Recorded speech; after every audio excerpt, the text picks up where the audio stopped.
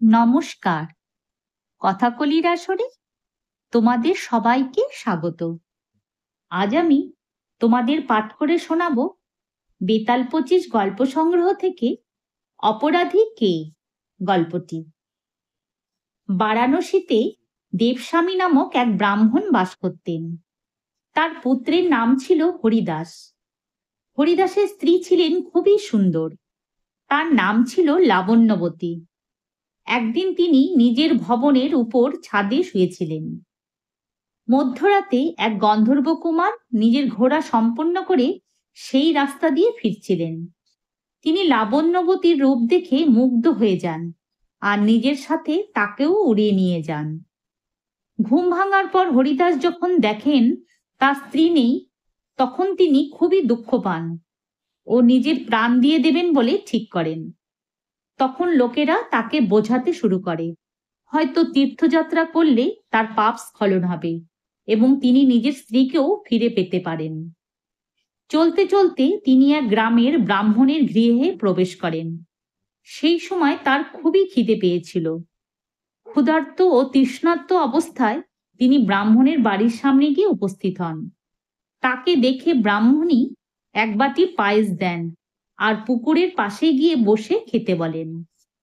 হরিদাস সেই পায়েসের বাটি হাতে নিয়ে পুকুরের ধারে গিয়ে পৌঁছান।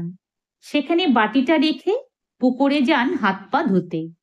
ইতিমধ্যে এক বাজ পাখি সাপ মুখে নিয়ে সেই গাছের উপরে এসে বসে। হরিদাস ফিরে এসে সেই পায়েসের বাটি হাতে নিয়ে খেতে বসেন। তখন সাপের মুখ থেকে এক ফোঁটা বিষ নির্গত হয় ও তা পায়েসের বাটিতে গিয়ে পড়ে। হরিদাস কিছুই জানতে পারেন না। তিনি সেই পায়েস খেয়ে নেন।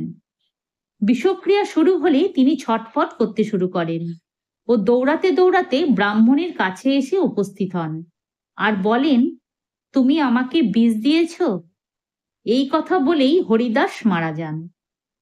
ব্রাহ্মণের স্বামী তা দেখে তাকে ব্রহ্মঘাতিনী বলে বাড়ি থেকে বার করে দেয়।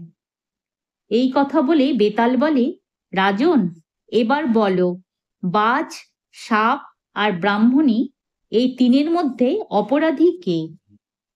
রাজা বলেন, কেউ না। সাপ তখন শত্রুর বশে, তাই তাকে অপরাধী বলা যায় না। বাজ তখন ক্ষুধার্ত, তাই তার কোনো দোষ নেই, সে যা পেয়েছিল তাই খাচ্ছিল।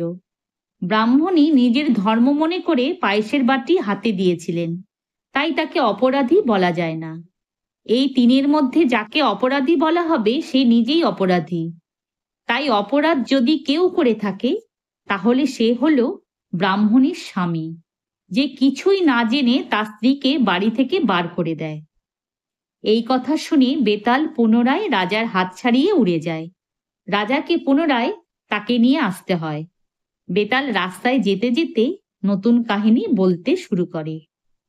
যদি তোমাদের আজকের এই গল্পটি ভালো লেগে থাকে তাহলে একটা লাইক ও আমার এই চ্যানেলটিকে সাবস্ক্রাইব করে দিও, যাতে তোমাদের জন্য আরো অনেক নতুন নতুন গল্প নিয়ে আসতে পারি। ধন্যবাদ।